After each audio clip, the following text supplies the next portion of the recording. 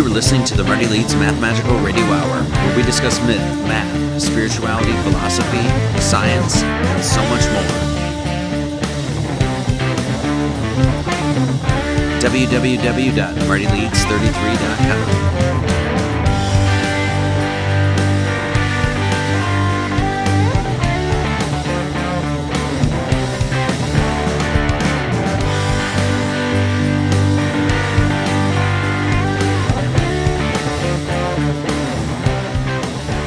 Hey everybody, welcome back to the show. Once again, I'm your host, Marty Leeds. Thank you so much for tuning in.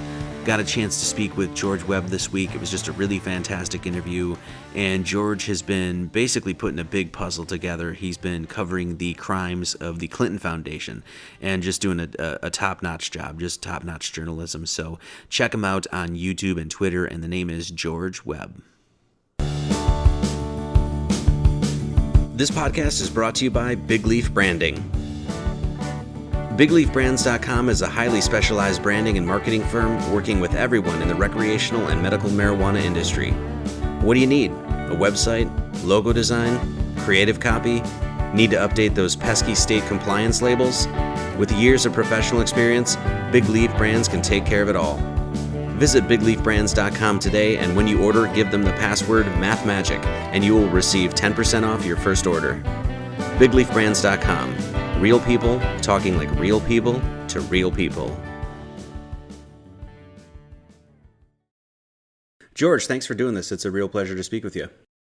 Marty, it's great to be on your show. And there's going to be a lot of people that listen to the show that probably do not know exactly who Eric Braverman is and what this whole story is. Can we do a quick 5-8 minute sort of breakdown as to what you're covering and how you got into this? Sure. Well, Eric Braverman used to be the CEO of the Clinton Foundation, and he was the CEO for about a year and a half, from July 2013 to July 2015. And he tries to make some reforms inside the Clinton Foundation and then just kind of gives up and leaves. And he goes to the press to kind of, in March of 2015, to kind of save his reputation. He's a professor at Yale School of Government, the Jackson School.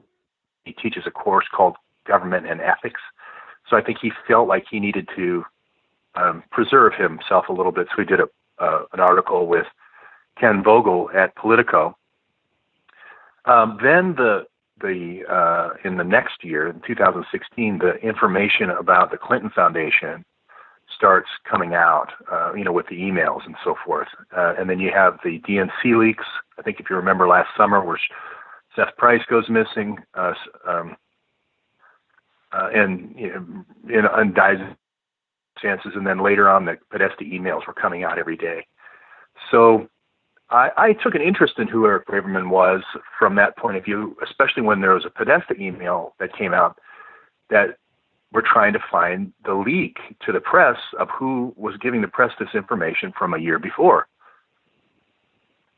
It said it's Eric Braverman. John Podesta says Eric Braverman's the leak, basically, in this whole series. And that really is when say, that's where this information is coming from. So he ends up, there's a lot of WikiLeaks people that end up dying. And October of last year, the three main founders. And then that's when I started picking up the story. Is he supposedly the next day after the third founder died, made a run for the Russian consulate in New York. And so that's when I said, this guy has to be the key to the whole thing. As a matter of fact, Zero Hedge, a publication, wrote that exact title. Eric Braverman's the man who can unlock all the secrets of the Clinton Foundation. Mm-hmm. And so so when we had those three WikiLeaks guys die, one of them for sure died under pretty mysterious circumstances, right? Basically, he was a guy, I think he got John Jones, I believe was his name. He got pushed in front of a train in West Hampstead, right? And then the other two WikiLeaks guys, Michael Ratner and Gavin McFadden, those guys died of cancer or whatever, so it might not be too suspicious. But you did have a bunch of people around the Clintons dying.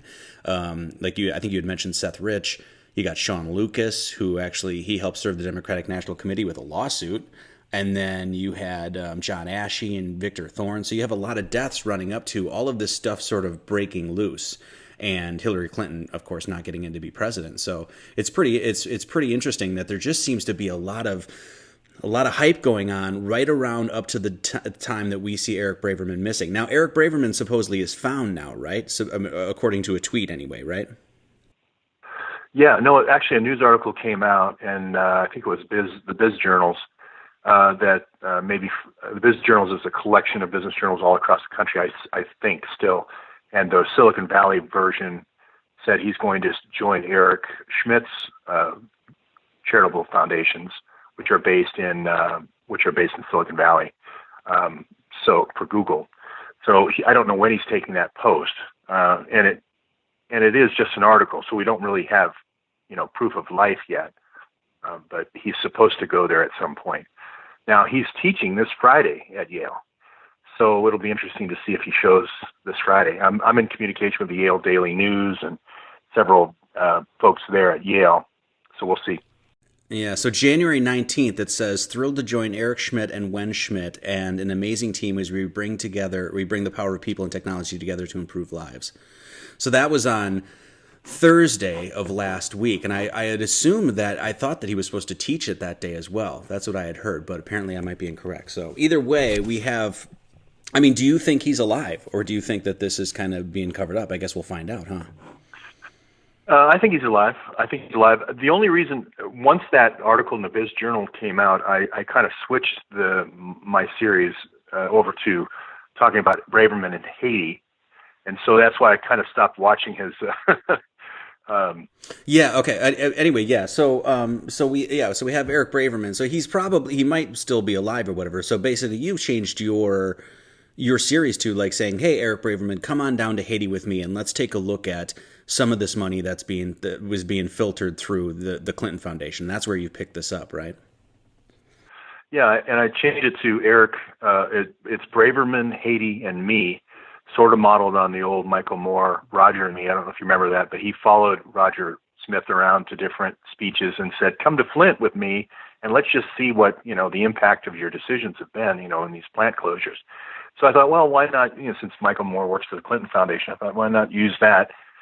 And I am planning a trip to Haiti, and I would like him to come down with me, because the problem is I'm talking to people who, like the general counsel for Aristide, who had won 3 elections in Haiti, and several folks there that are saying, we only got 2%, we only got 5%. Some people, at most 10% of the money from USAID actually came to the Haitian people. Now, a lot of money was spent in the north part of Haiti, developing a new airport, a new university. The State Department built a huge new prison, a huge new port, container port, oil terminal port, a new airport, an international airport. They're building another huge port not far from the international airport. So a lot of USAID, and also an industrial park. So it's all in the north, which is funny because the south part of Haiti, where Port-au-Prince is, where the earthquake epicenter was, got very little spending, except they built one 5-star hotel, which was mainly housed by a Digicel, which is the cell phone provider for Haiti. Mm-hmm. So it was like all the money went to infrastructure, basically, and not much at all in terms of home building or anything. You'd think like water projects or things like that. And do you think Eric Braverman saw this happening, or do you think that he was part of the collusion to make this happen? I mean, do you think that this guy had a conscience in this and was like saying, hey, we got billions of dollars coming through the Haiti Foundation. We got people, the Clinton Foundation for Haiti. We got people protesting Haiti, and, we've got 50 homes built, and where's the rest of the money? Do you think it's that, or do you think he's part of the cover-up? I think both. I think it's right in the middle. I think he was willing to be a part of this team, because remember, Eric Braverman sets up the Haiti Foundation Relief Fund. It's called IHRC, with Laura Graham from the Clinton Foundation all the way back in 2010. He's a consultant with McKinsey. McKinsey's doing these World Bank type projects, saying, "Oh, you need this for your infrastructure, and here's how we can put roads in." Again, the roads end up going in the north. the electrical grid ends up going in the north. A new 10 megawatt generator is put in the north. And as you read down these USAID projects, so I have to believe that he had some inkling that, wait a minute, we just seem to be making a Disneyland here and another Long Beach, oil terminal. And maybe they thought, well, we'll get people to migrate from the south to the north. But if would have seen more, I think I would have seen more programs to try to relocate people, and there has not been those programs. It's all been about tourism and luxury hotels and container ports to ship natural gas and oil and so forth. So you started the series basically taking Eric Braverman's, his follow the money lead there, and basically go into the Clinton Foundation and the CGI, the Clinton Global Initiative, and looking at the donors and following these donors back and saying, okay, this is how we can see how global politics is really done, because basically the Clinton Foundation is used as sort of a money laundering tool to obviously bomb countries and run oil lines, and we're talking about child trafficking and things like that. Can you do a little rundown of some of the major players within the Clinton Foundation that are absolutely corrupt? Maybe we could talk about Mark Rich. I mean, I know he's dead now, but he obviously gave money. Gilbert Chakoury. Can we talk about some of these guys? Sure, and I think there's a good, people ask me, why was there the Clinton Foundation, and then why was Clinton Global Initiative, created about the time Hillary becomes a senator? It's really a good story, the difference between Bill and Hillary. Mark Rich, okay, so this whole story goes back to when they were a governor. Bill Clinton was the governor of Arkansas, and George Bush came up with a plan with Ollie North to put the idea was Iran-Contra. We need to do Iran-Contra. So we need to have an airport where we get the guns to, we fly them down to Nicaragua, and then we'll fly drugs on the way back to pay for it. Okay, that's the general gist. So that's Mina Airport. So the foundation did as a way of getting commissions, basically, from sales, as well as they also created a Arkansas Development Fund, or Financing Authority, it's called ADFA. And that was their way of putting this drug money in and laundering it. To account, go up to $100 million every month and then clear it out to zero. So that, as I said before, that model is used again and again, like Ray Rubin, who was at Goldman Sachs, who set up ADFA, who doing for ADFA. Basically, they would just get a whole in Wall Street. You had to give $50,000 in processing fees to the Rose Law Firm, and you never had to pay the loan back. So it was a pretty good deal. You made a lot of friends. Bill Clinton made a lot of friends giving away money. And that same pattern is used, in Haiti with the World Bank, as I mentioned. But the friends of Bill were different than the friends of Hillary. They were like Doug Band and Justin Cooper and Bruce Lindsay and so forth. The foundation was set up way back when in Arkansas. So the charter of that group is supposed to only be libraries and schools and hospitals in Arkansas. So it's way beyond its charter. As Hillary becomes senator, I think most people don't know this, that as Hillary is in the White House during Bill's term, 1993 to 2001, she's really the shadow Secretary of State, right? Long-term friend of Henry Kissinger's along with Hillary, but they're really kind of a triumvirate running the State Department for those 11 years. So Hillary had a lot of chances to do toppling of governments and so forth, and then money would come back through the Clinton Foundation for those things. They always have these funny little wordplay, like the Haiti Commission is IHRC, which is Hillary Rodham Clinton.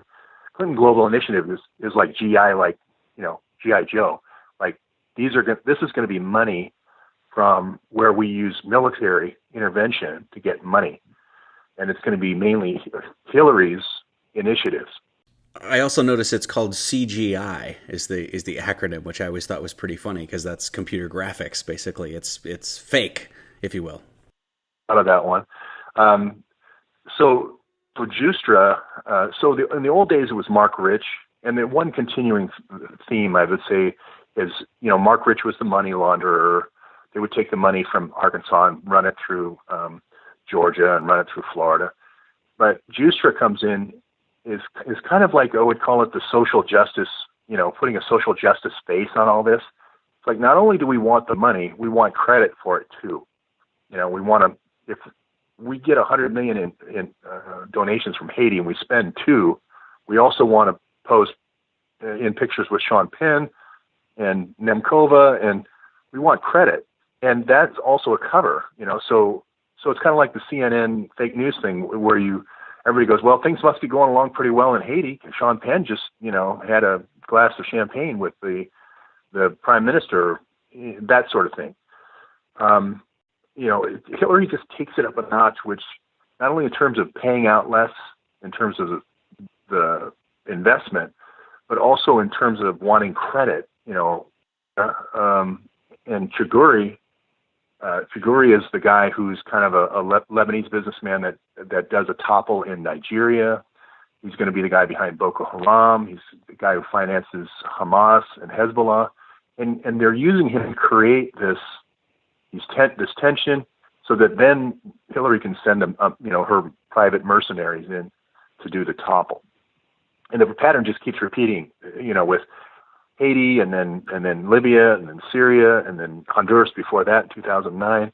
Chile, you're going to find Chile, there was a instability introduced. Brazil, right around the world, And didn't I think you had mentioned Wesley Clark discussed a lot of this plan to destabilize the Middle East, since 91 or something like that, right? Basically I think he said 7 different countries in 5 years, and we've already got half of them or whatever: Iraq, Syria, Libya.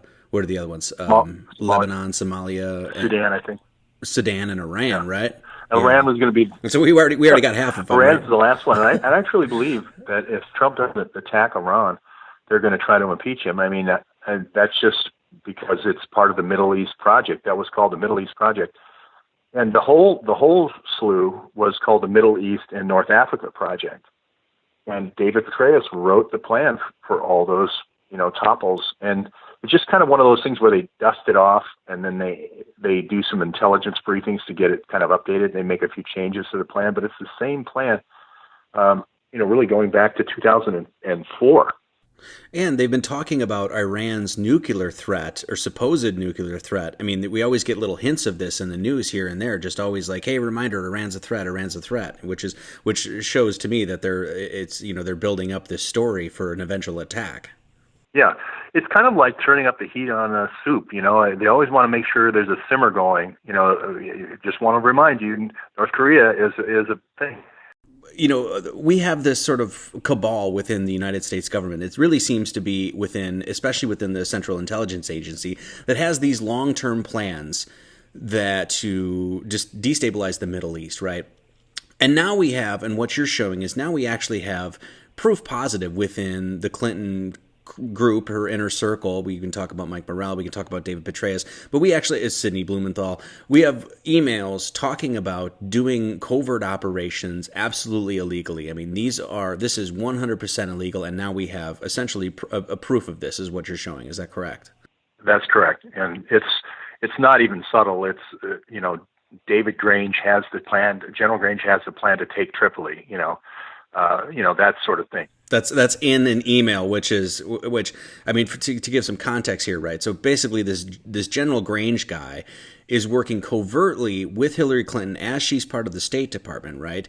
She's using a private email to talk to this guy, and he runs it's basically a paramilitary sort of organization, right? That goes in and does police work, right? Is that right? It's like Delta Force and so forth, where they actually do the topple. The initial they're the guys who go in for the first 2 months. They're the first ones kind of hit the beach sort of thing. And then the police action kind of comes in with like DynCorp after that. Now she works through Sidney Blumenthal for everything. So the FBI just released some files yesterday, a week ago, that show that she's emailing Sidney Blumenthal every day classified information. And we think it's from the 7th floor of Mahogany Row in the State Department building in Washington, D.C. She's constantly leaving the meetings where she's inside the secure information facility, which doesn't let any signals go out. and she's going to the balcony all the time, and she's syncing up. I believe that's must have been when she was emailing Sid Blumenthal, but we don't have all those emails yet. But anyway, Sid Blumenthal is But either way, that alone is 100% illegal, right? I mean, basically, she's using her private server or private email to speak to somebody after just getting out of a confidential meeting, right? Right? excusing herself multiple times a day. That's where that confidential information is going. And then in those same releases, this is just a week ago, and Judge Napolitano reported this on Lou Dobbs, that three nations definitely have all 650,000 emails. And one of them is Israel, one of them is Russia, and one of them is China. So this really puts Trump in a bind, because that means Putin and Xi Jinping and Netanyahu know things that Trump doesn't know. A lot of stuff, 650,000 emails worth. So now you're in a real quandary, because if you don't release the emails, maybe you put our president at a disadvantage, a huge disadvantage of all the covert operations that are going on. And even if they inform him of the covert operations, maybe he doesn't realize all the connections. So he might put somebody into a covert setting, a CIA agent, that may be killed because he didn't know that location, the safe house, was compromised or whatever. Those 650,000 emails that were found on Anthony Weiner's laptop. So this is right before the election. This is what the FBI reopened. They opened it for what, 9 days, something like that. Supposedly had read through everything and then shut the case back down. And basically everyone said that, hey, Comey is protecting these conspirators, one of them being Hillary Clinton, which is pretty much the top dog in all of them. So what is in those 650,000 emails is extremely important. Now, supposedly the chief of police at the NYPD has those emails as well. Is that correct? Yeah. Well, the article that came out in True Pundit in November 7th, I want to say, the chief of detectives, Boyce is his name. He's been on the force, I think, around 40 years. He is the one who said there's child exploitation on those emails. There's bribery. There's all this confidential, classified information. I think he said 500,000 of the 650,000 were classified emails. So he ends up going to True Pundit for that article, and Comey had to come out and say, "Well, we do. Yes, we do have." The 650,000. We're not speculating on the contents of the email unless you don't think the head of the New York detectives for 40 years is not a credible witness. I believe he is. But he says child exploitation, sex crimes, perjury, obstruction of justice, money laundering, and pay to play. Yeah, you had just mentioned that the FBI was last week had released, I think, a little trove of 300 or 370 of, was it Clinton's emails? It was actually Clinton's emails, and it was talking about what came out of that was that the server had definitely been hacked by these three different countries, and it showed that the investigation had been going on since July of 2015. They had sat on for a whole year. It's called the Intelligence Community Inspector General, a guy named McCullough, had sent what's called an 811 referral. 811 was designed in the intelligence community to improve communications of different IC groups. And that's sort of like the 911 bullet, and drop everything else. Go look at this, because it directly deals with information going to classified information going to a foreign government. When Comey came out last year on July the 7th, they had already had that information for 1 year. And so one of the things that's in that is the fact that Hillary Clinton was discussing with at least 18 different Gmail accounts, right? Basically 18 different accounts sending confidential information.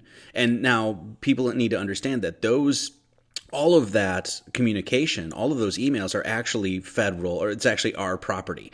It's the federal government's property because they're doing that on, that's supposed to be government property. So you have these 18 emails sending confidential information. Now, when the FBI sent out that document, they redacted all the emails, which is actually shows that whoever it is within the FBI or, well, the FBI, I guess, is actually covering up for these conspirators. Right, because I mean, there would be no reason to actually cover those emails up unless there was something damning in those emails, right? Right, and there's actually one email that I put in my regular series, my YouTube series, where there is a list of 19. It says these 19 emails, and then their names are all covered up. And one of the things I try to do in my series is get people to send me, their suggestions for who those 19 people might be. Is sort of like a lottery system. We know who some of them are because they got immunity from the FBI. 5 of the conspirators got immunity, but the question remains, will the other 14 get immunity? And it could be that there is some big government program, secret CIA program that all these people participated in, and they're going to claim state secrets, which is the defense that usually knocks down these kind of challenges, to the NSA especially. So we don't really know the answer to that, but I think that's getting a little bit.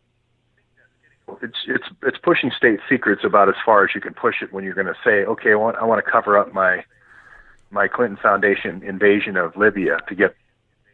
Yeah, it was all a CIA operation. I got all the gold, but it wasn't for me. It's pushing state secrets. Yeah.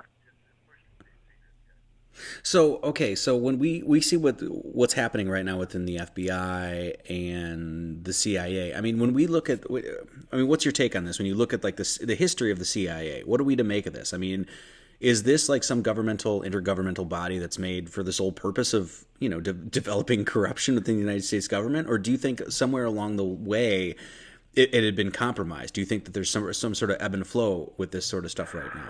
Well, I think the CIA, right from its very beginning, was supposed to be an intelligence collection agency to tell the president, oh, by the way, Iran is making a nuclear bomb, and you need to do something about it before they can fire it. And that was the idea. But then they got away from intelligence right from the get-go to more operations. And this operations is where you have field officers and agents and, trying to compromise, blackmail, and stealing, money and trying to do arbitrage and all these, cloak and dagger spy things that they started doing. And the 2 brothers that start the CIA, or right there from the beginning, are the Dulles brothers, and they create these clandestine networks all over the world in almost every country, including the United States.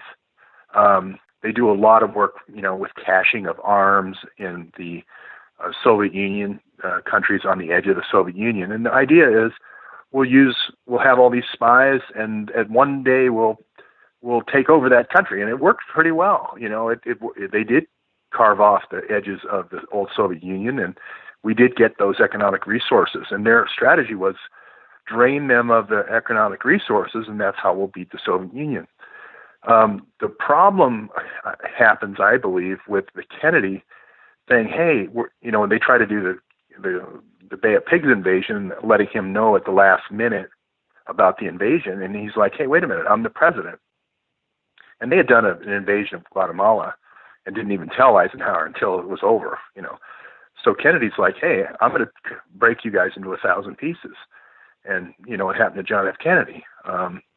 And the only other inflection point later on is the Church Committee, where the whole starts coming out, and Cy Hirsch publishes an article saying that the FBI is running this COINTELPRO against the citizens, protesters, and this isn't good. So there was kind of a cleansing we had about 40 years ago with the Church Commission, and uninterrupted since then, they've tried to replace everything that the Church Commission took out. Our current FBI counterterrorism division came directly from CIA planning, and our current JTTF program for police forces is directly based on controlling police departments to then control local and state government. So they're very slow and subtle and gradual, but very effective over time. Okay, so this gets to the whole like draining of the swamp thing, right? Do you think that Trump is going to do anything about this? Because I see, when I see Trump, I mean, he's got Steven Feinberg on his cabinet now, who owns DynCorp, right? I mean, do you really see this as a swamp draining, or do you see this as refilling the swamp? I think it's refilling the swamp with maybe even dirtier water. It's different water. Some of it's different water. I mean, if you look at Steve Feinberg and then more Pug Winokur, going all the way back to Enron, where he's started, they basically use these police forces. DynCorp is a play on words as well. Dying Corp, like we teach people how to kill people. We're in that business.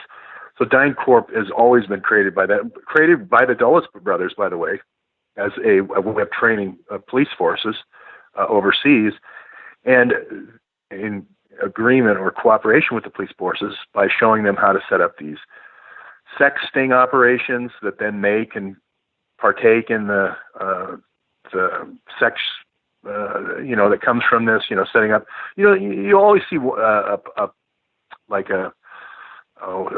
strip club in some town, and you wonder why do the police drive by this every day? Why are they driving by? It's got to be illegal.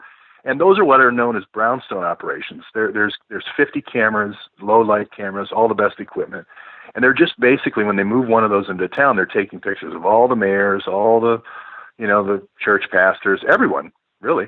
You're identified. The plates are scanned in the parking lot. Everybody's identified, and then things are pulled out when they need it.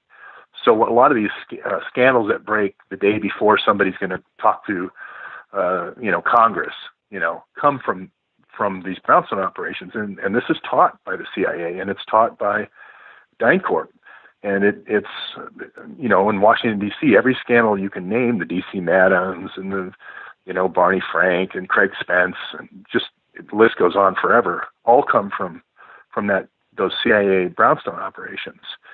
So they have something on everybody, and Trump is included. And I know for a fact. And so I was involved in this case all the way back in 2000 in Manhattan, an operation in New York City at his Upper West Side.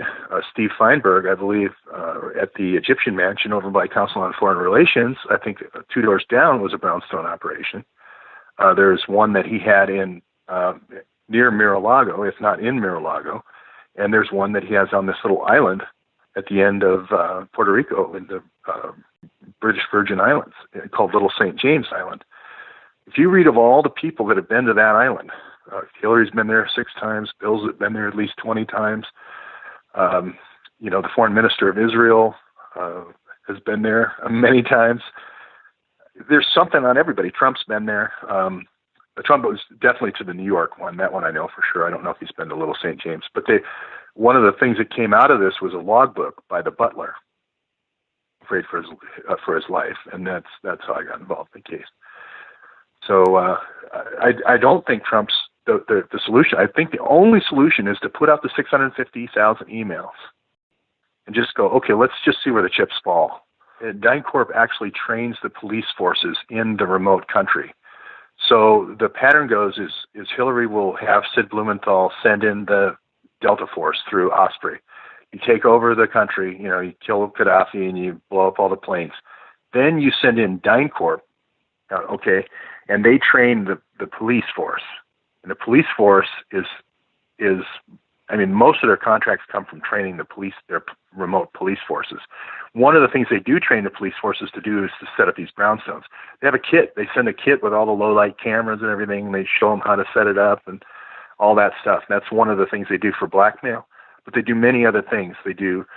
They set up the sex trafficking. They do that by encouraging their employees to take what they call 12, 13-year-old girlfriends. Then they're encouraged to then sell the girlfriend. So they're thinking it's prostitution. They're saying, well, it's prostitution, 12-year-old, 13-year-old girlfriend. And then after you're done with her or tired with her, then you sell her, and then you get another one. So that's how the sex trafficking starts. So they teach them to start that sex trafficking. It's all to control the police force, because they can always come back in later and say, hey, you were involved in sex trafficking. It's also with these, if it's in a battlefield situation, they teach the police to, take the prisoners to these hospitals and their organs are harvested. This is happening right now in Aleppo. The Minister of Health in Syria says there's been 10,000, organs harvested. And I've got videos of that, process taking place in DynCorp body bags. So, I want people to, because there's a background story here too. This is not just a bunch of hearsay and conspiracy theory. This is, you had mentioned this in one of the videos where Cynthia McKinney, who's a Democratic Georgia congresswoman, talked in 2006 to Donald Rumsfeld about DynCorp, and I'm just going to read this here. It says, "Mr. Secretary, I watched President Bush deliver a moving speech at the United Nations in which he mentioned the crisis of sex trade." And then it said, while all of this was going on, DynCorp kept the Pentagon contract to administer the smallpox and anthrax vaccine, and is now working on a plague vaccine through the Joint Vaccine Acquisition Program. And then it says, Mr. Secretary, is it policy of the U.S. government to reward companies that traffic in women and little girls? And this was 2006, talking about DynCorp absolutely sex trade and human trafficking. Yeah, I just talked to Cynthia a couple of nights ago, and she's teaching people in Bangladesh. She's a wonderful person, and really has led the charge in terms of the sex trafficking thing. Exactly as I said, no soldier, and most of the people they hire for DynCorp are ex-soldiers, special forces soldiers, and so forth. No soldier goes over there thinking, "Oh, I'm going to teach people how to establish a sex trade." But they do this kind of subtle, "Oh, take a girlfriend. Oh, get another one. And that's how it's done. And it really does need to be pulled up by the roots. As Americans, we don't realize it, but we're going to get blowback from all this as people's kids are being taken away and people's kids are being abused. I mean, you can imagine how a town would feel. And in Kosovo, you had the situation where a 60-year-old guy is walking around with a 12-year-old girlfriend. What does the town think? I'm talking about openly displayed. I'll think of Americans then, in that situation. And this isn't by any means a one-off. You can name 50 DynCorp police abuse cases. And one of the things I try to do with my project, my open media research, is collect all the DynCorp contracts with Trump and say, hey, why are we doing business with DynCorp? Yeah, because I mean, if this gets out to enough people, because that's really seems like what's going to happen is that basically this is going to have to be citizen journalism en masse, presenting information to the public and saying, look at this yourself and tell me that this is not highly illegal, highly immoral. And so if the swamp draining isn't going to come from Trump, and it certainly wasn't going to come from Hillary Clinton, then it's going to have to be on us. And I guess that's where guys like yourself come in and do this. So the work that you're compiling, can you talk a little bit about the new Trello work board that you got going on, where people can come and contribute to this work? Yeah, what I do is Trello allows you basically to tell a story vertically or tell a story horizontally. It's kind of like a solitaire cards kind of method. So, for instance, if we wanted to say DynCorp in Haiti, and that's one column of cards, okay, like in solitaire, I can put all the abuses that occur. They have a $50 million contract to train the police every year in Haiti, for instance. And I can bring in and create a card for every news story about those abuses. Then going across, across my columns, I can do DynCorp in Libya, DynCorp in Syria, DynCorp in Afghanistan, DynCorp in Iraq, which they had huge contracts in Iraq and all these same allegations and so forth. And people can put different cards in there. So if some could be sex trafficking, some could be organ harvesting, some could be murder, some could be kidnapping, some could be drug running. So you're going to find DynCorp in all of those businesses. And they're doing it under the auspices of, well, we have to act like the criminal to catch the criminal. And maybe that was true early on in like maybe the 40s or 50s, but it's not now. It's 100%.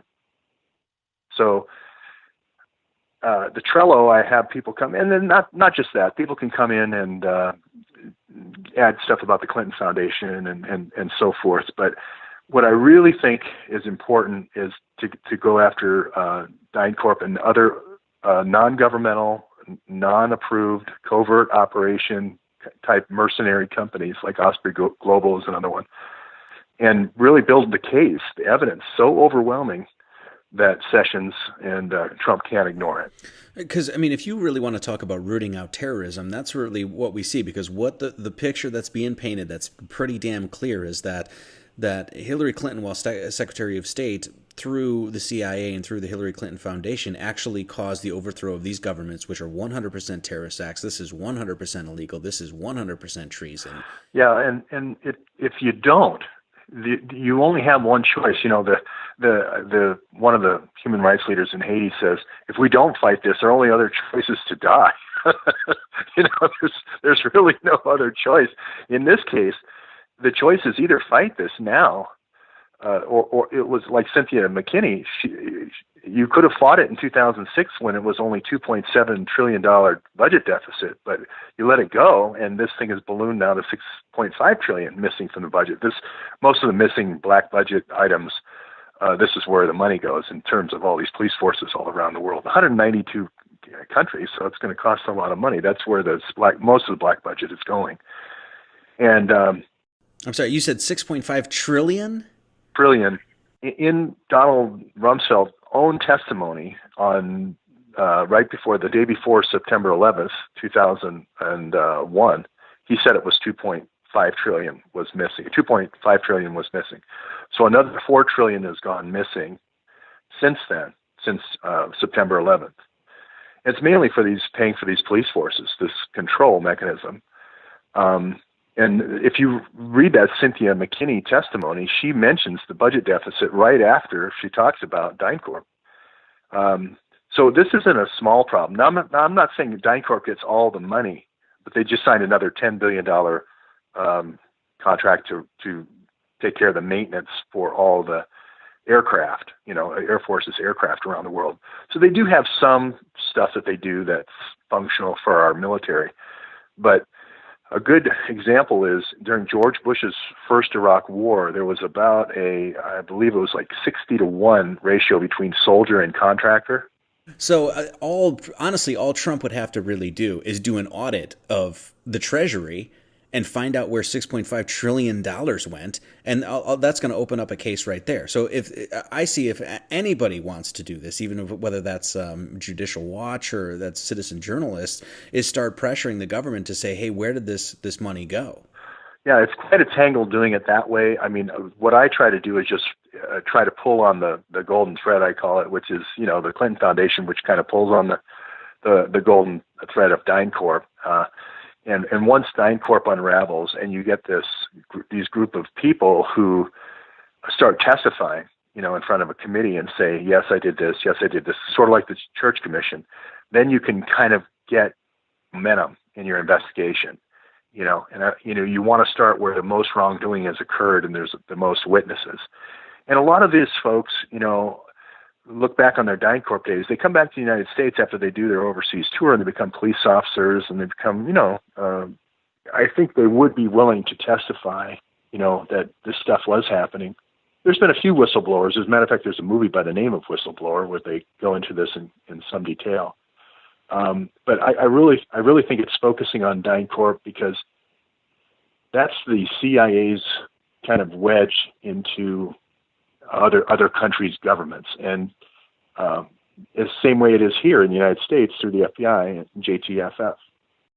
There's this sort of big push right now to be like, hey, Russia hacked the elections, Russia's meddling with the United States affairs and things like that. And we have Putin basically coming out and in so many words saying that, hey, everything that's going on in Syria is funded. And then we actually see that, hey, the United States government, the UK, has given, I think, $40 million between the two to organizations like the White Helmets and things like that. So, I mean, do you think that some of this push towards blaming Putin and demonizing Russia has something to do with this? Oh, absolutely. No, it's the most grand and glorious smokescreen. I mean, they know they're in trouble. I mean, IC knows, and the intelligence community knows they're in trouble right now, and they're still trying to push. I heard Marco Rubio say the other day that Assad was using sarin gas when he was questioning Tillerson, and it's just not true. I mean, the Porton Down testing from England is the one who did the testing. So did the UN. I mean, it's really, they're really showing their belief in CNN, which is a CIA created network. I mean, to be honest, I mean, it was a way of channeling information simultaneously around the world. That was in the charter when it was developed. Now, they don't use that all the time. They just use it around key points about going to war. It's like everything else they do. They only need 5%, not 5%. The rest can be a regular network with regular people hiring producers and reporters and so forth. It's just those key times when it's the decision to go in to bomb Syria or to go to topple, whether we're going to bomb Gaddafi or whether NATO is going to bomb Gaddafi. Those are just those key times. Or around the renewal of the National Defense Authorization Act is another good example. So interventions and NDAA, you're going to find the real, but it's interesting now because they're on the Russia thing 7/24 because they don't want those 650,000 emails to come out. They're just really on the information attack. It's almost comical, after the golden shower thing, Yeah. Did you read that Senate hearing report? It was like I don't know how many page report that they did on the Russian hacking and everything. I mean, I read about maybe half of it, maybe a little less than half of it. And then skimmed the rest of it. It's a joke. I mean, it's laughable. I read it. Yeah. Yeah. So, I mean, it basically says Putin created RT. Well, yeah, I think everybody knows that. I would give Putin some credit though, because Putin, his last paper that he wrote as a KGB agent right before the fall of the wall will never be able to keep up with the West, with their resources. They outnumber us 50-1 on agents. So the only thing we can do, truth is our only weapon, was the title of the paper. And he said, we've got to do a network and fight fire with fire. Just keep putting out the video and keep putting out stories that are written from Western journalists talking about these situations. Information is the only way we can win the war. That was his paper. And so that's RT is created from that. Some people think WikiLeaks was created from that. I don't believe that. But RT certainly was created from that. Mm-hmm. And I got to thank you. I ended up contacting Ava Bartlett. And she's going to end up doing the show as well. And she, speaking of RT, she did this whole interview on RT about basically all the lies in Syria and how the New York Times kept pushing that this is a civil war. And basically it's very clear that everyone sees that this is not a civil war, that this is being fought by mercenaries, people being paid. So Eva Bartlett, she's a Canadian journalist over in Aleppo, over in Syria, basically reporting on all the lies in the government. And the only way that we can even know this is through RT.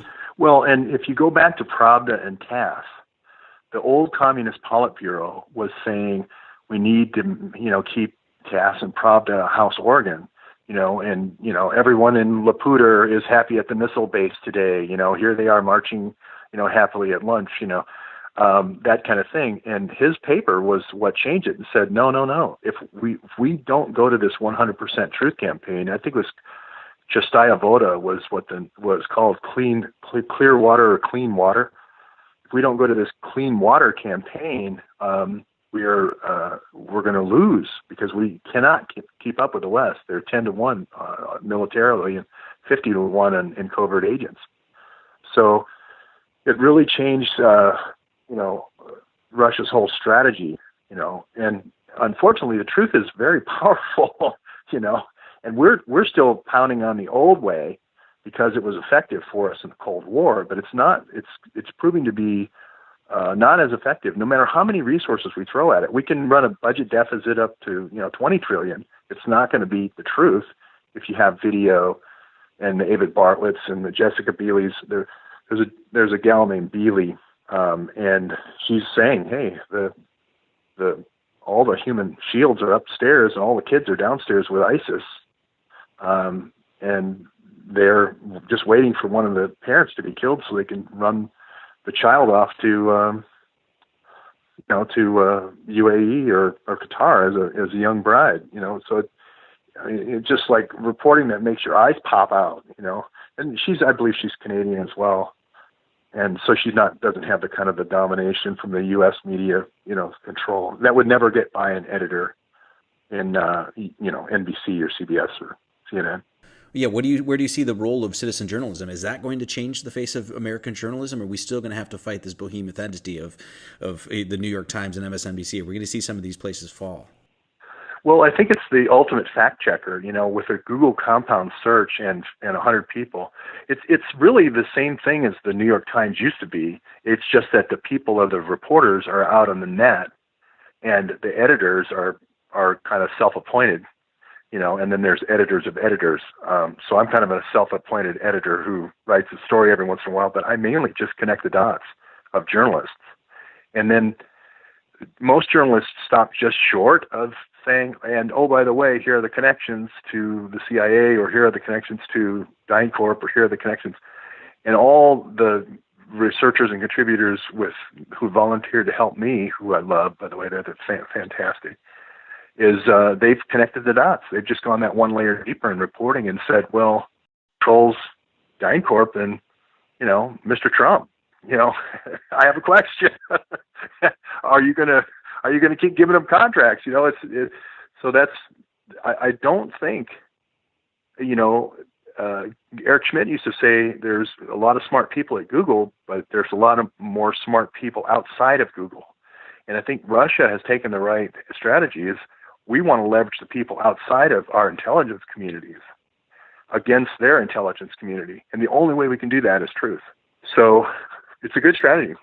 It seems like there's just so many more people on it now. And I think, at least as far as like covering a lot of this stuff, because there was this squashing censorship of information, and you had been subjected to this, right? Like you started maybe 20 days into this of Braverman Missing, and then day 53 you woke up and all your videos were gone. And I've received some of this censorship myself. So it seems like anytime they try to censor stuff, there's 50 more people that are on it because they see what's going on. So I don't see how this is possibly going to be stopped. They could shoot you, they could shoot me, they could shoot David Seaman, they could shoot, you know what I mean? But you do that, and all you're going to do is shine more of a light onto this darkness. I call it the Sorcerer's Apprentice. I don't know if you ever remember that from Fantasia, but Mickey sees the sorcerer making the broom, sweep the floor, and so he decides to try to be the sorcerer at night, and he makes the broom go, but then it starts, going out of control, and all this water starts going everywhere, flooding the whole place. And so he tries to chop the broom with an axe, and it turns into 100 more little brooms that grow up and create the problem worse. You can't beat this. I say this all the time. Mike Morrell at the CIA, you can't kill your way out of this. It just creates more Marty Leeds, I would highly recommend everybody. There's a ton of videos, so it takes a while. I'm about halfway through them myself or whatever. But start at day 53, or I think your elder videos are actually out there right now. They've been recovered by some people and are starting to be put up on the internet. So I'd highly recommend start as early as you can and just follow this thing through. And it's gonna be very clear within about 4 or 5 of these videos what's going on. And you've done such a remarkable job at piecing all this together. So I just want to say thank you for that. We need more people like you. So please go support George Webb. How do they find you? How do we find you on Facebook and YouTube and all that? Well, if you just say George Webb, Drain the Swamp, just search for that and you'll see a video, and it'll come up, a 16-minute video that not only summarizes what I've done, I'm probably like 20% of it, but a whole bunch of researchers like me, and it kind of puts it all together. Of draining the swamp is the topic, and then you can just say George Webb YouTube, and it'll come up with my videos. Okay, cool. Yeah, I'm going to continue to follow, and maybe a couple months or something like that, if this thing's still going, we can have you back on and talk about it. I'm planning on doing my own video on it right now. I'm compiling a bunch of information, trying to wrap my head around every aspect of this. So So for people listening, I'm planning on doing something about this. So, but please go out, follow this man, follow and share the video, share the information, share it on Twitter and Facebook, wherever, because this is very important. You want to talk about actually draining the swamp, actually talking about getting terrorists out of our government. This is the way to do it. So, George, thanks so much. Thanks for the time, and be safe out there. Okay, man. Okay, thank you a lot. Appreciate it, Marty. Bye. Thanks for listening, everybody. There's not going to be a podcast for the next couple weeks because I am taking a vacation, heading out to Hawaii for about 3 weeks and going to soak up the sun and just kind of forget about the craziness of the world for a little while, taking a much-needed break, that's for sure. But when I come back, going to be speaking with a lot of really, really great guests. Going to have Eva Bartlett on, who's a Canadian journalist, and she's been covering a lot of the stuff in Syria and Aleppo and all of that. Going to be speaking with Will Pangman, a Bitcoin extraordinaire, Benny Wills from the Joy Camp, Max Egan from the Crow House. I also asked Brian Mullen on, as well as Jaron Campanella. So just a lot of really great guests to look forward to speaking to in the future. All right, thanks for listening, everybody. I really appreciate all the support and all the love and all the kind words. It's been so awesome. You guys are the best. Be kind to one another. Much love to all. And don't forget, an opinion without pie is just an onion.